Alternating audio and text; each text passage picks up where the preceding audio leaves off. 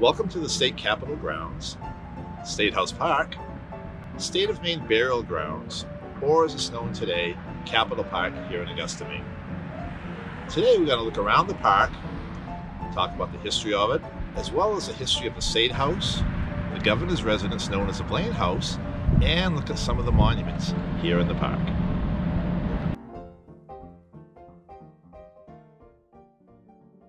Like all of Maine, this is Wabanaki homeland, and the Wabanaki today include the Abenaki, Micmac, Maliseet, Penobscot, and Passamaquoddy. And let's go way back, over 10,000 years ago. What is now the state of Maine was covered with a mile-high sheet of ice. And as you can imagine, there's a lot of weight associated with it. And what it did was it depressed the land. Now, under that ice was a lot of debris like broken rocks. Also under the ice, Maine had jagged mountaintops like you'll see in other parts of the world, for example, the Alps in Europe. Well, when that ice started to retreat, when it started to melt, the debris under the ice started scouring the earth, scraping the rock underneath it. And as the ice melted, the land didn't rebound right away or bounce up right away. Water came racing in behind it, and our coastline was up above Bangor, up above Millinocket. And here in the park, we would have been about 240 feet under ocean water. Well, then when the land did rebound and bounce up came these rounded mountains with the scratch marks called glacial striations that you'll see in Maine today. And if you look off in the distance in Maine, you'll see all the hills are sort of gently rolling due to all this weathering and erosion that has taken place over time.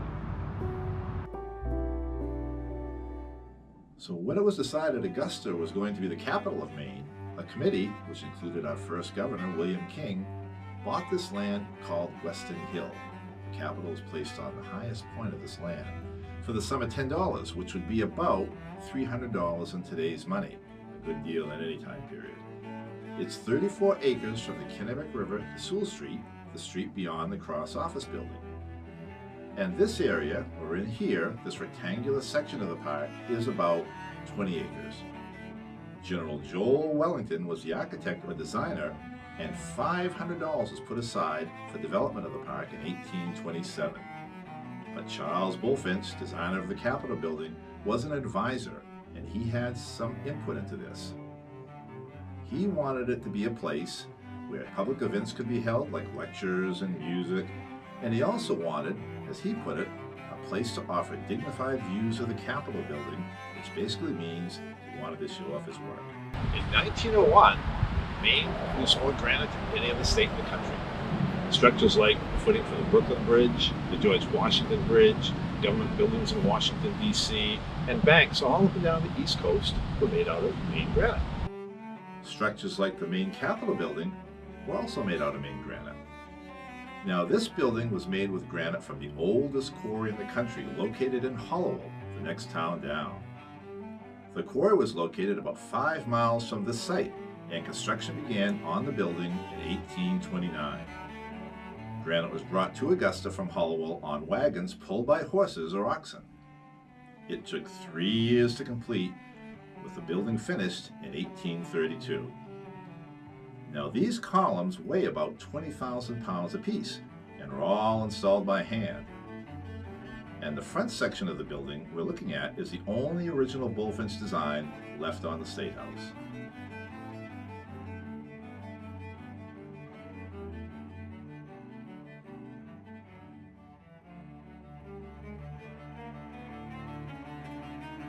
So behind me is the governor's mansion known as the Blaine House. James G. Blaine and his wife bought this house back in 1862. Now, James G. Blaine was a Maine politician. He was a Speaker of the U.S. House of Representatives. He was in the U.S. Senate. He was Secretary of State twice. And in 1884, he unsuccessfully ran for president against Grover Cleveland. In 1919, Blaine's daughter Harriet donated this house to the state of Maine to be the residence for future governors. She donated it in the memory of her son, who was killed during World War I. And since that time, this has been the home of Maine governors.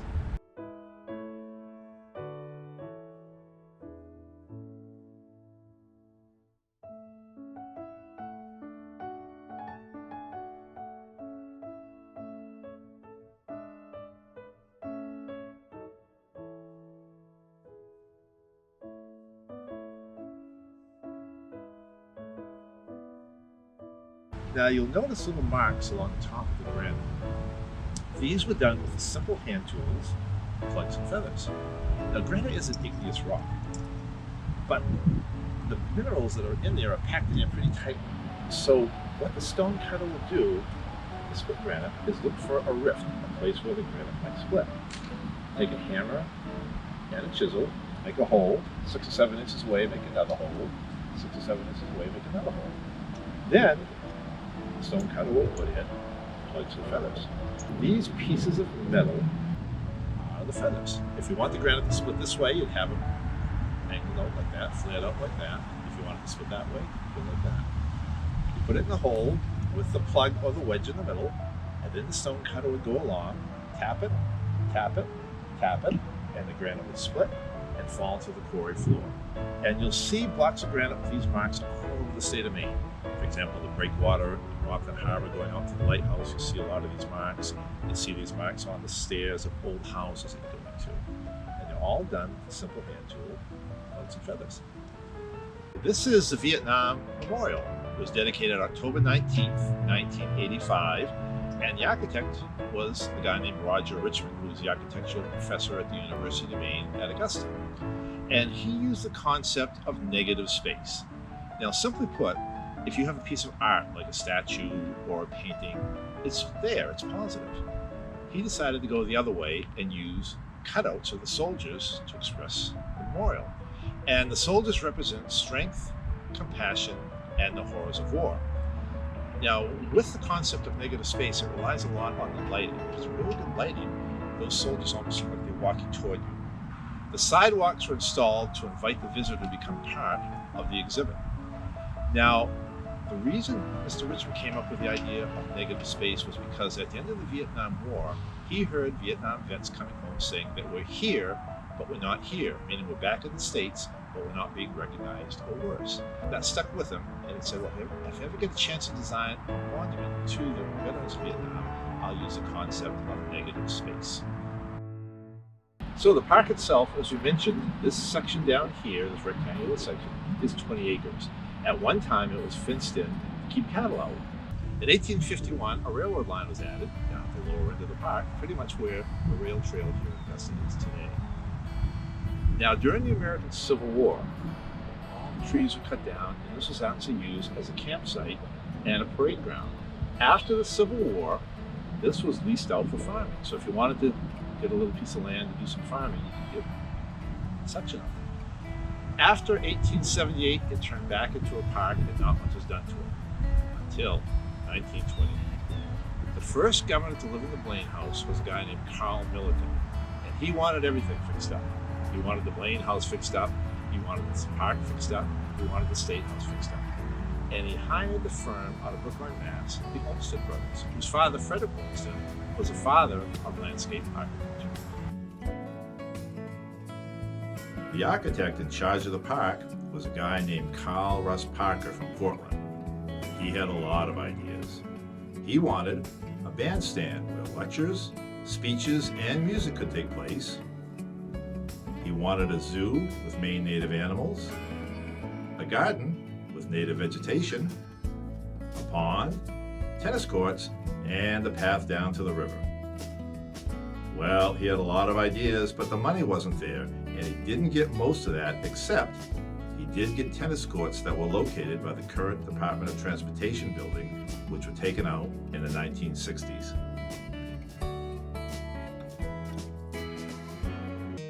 March 15th, 1820, Maine became a state, but Augusta wasn't the first capital.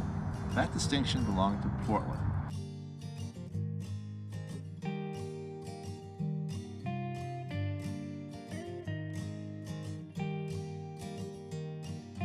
Now, this was right after the War of 1812, and Portland was seen as vulnerable from attacks from the sea. As a matter of fact, during the Revolutionary War, Portland was actually bombed by a British fleet. So it was thought it'd be best to kind of move the capital more inland, more toward the center of the state. So the towns of Waterville, Wiscasset, Brunswick, Belfast, Hollowell, Augusta, and yes, Portland all applied for the permanent capital. Well, in 1827, the governor of Maine was a guy named Enoch Lincoln. and he was instrumental in bringing the capital to Augusta. Well, it wasn't very happy about it. They tried for another 80 years to get the capital back to Portland. As a matter of fact, in the year 1911, an amendment had to be put into the Maine Constitution that Augusta is the permanent capital of Maine. There was even a slogan, Portland's dream, Augusta's nightmare. I'm not exactly sure what that means, but slogans were all the rage back in the 19th century. So construction began on the new capital in 1829 and completed in 1832. The architect was Charles Bulfinch. He designed the U.S. Capitol building in Washington, D.C. and the Boston State House. Now, renovations went on for many years at the Capitol building. In 1890, 1891, the West Wing in the back of the building was added to provide for a library and additional space. In 1909, 1910, the entire length of the building was doubled. The dome that we're familiar with today was added, complete with a statue. Now, the statue was designed by W. Clark Noble of Gardner. It's called Lady Wisdom, and she represents the city of Augusta. She's holding a pine torch in her hand, which represents the state of Maine. The last major renovation was done in 2014. The copper sheathing of the dome was replaced, and the statue regilded.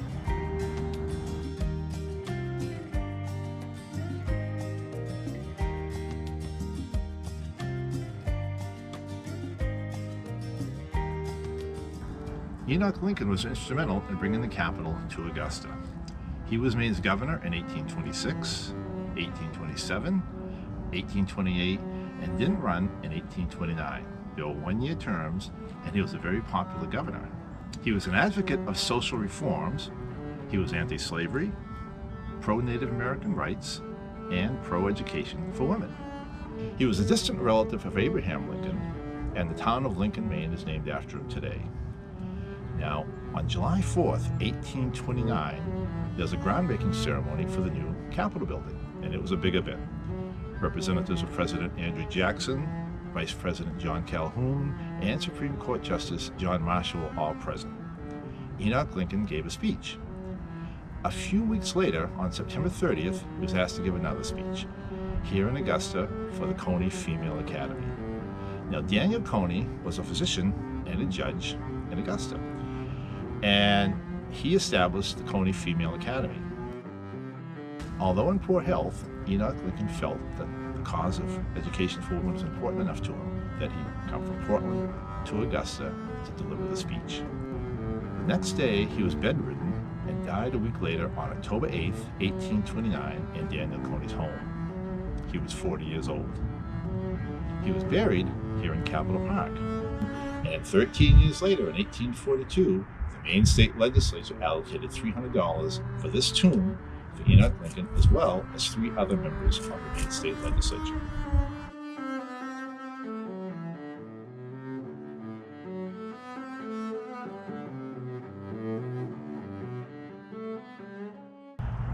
The area across Union Street is basically an extension of Capitol Park.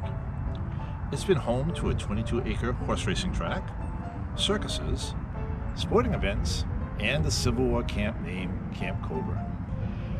Exhibits from agricultural fairs are spilled out into Capitol Park, as well as in and around the Capitol building. In August of 1911, early aviator St. Croix Johnston landed a Moisant monoplane in the infield of the racetrack.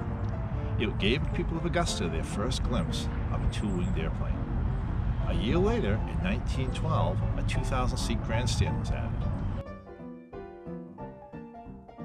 Baseball teams named the Augusta Live Oaks, Kennebecks, and Senators played at the park from 1895 to 1908. From the 1920s to the 1950s, the Augusta Driving Park hosted the Augusta Millionaires semi-pro baseball team.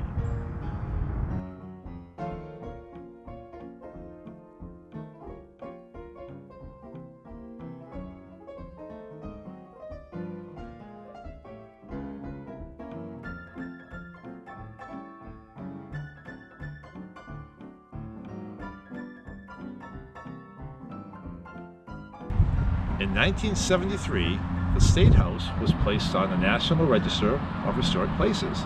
And in 1989, Capitol Park itself was placed on the National Register of Historic Places.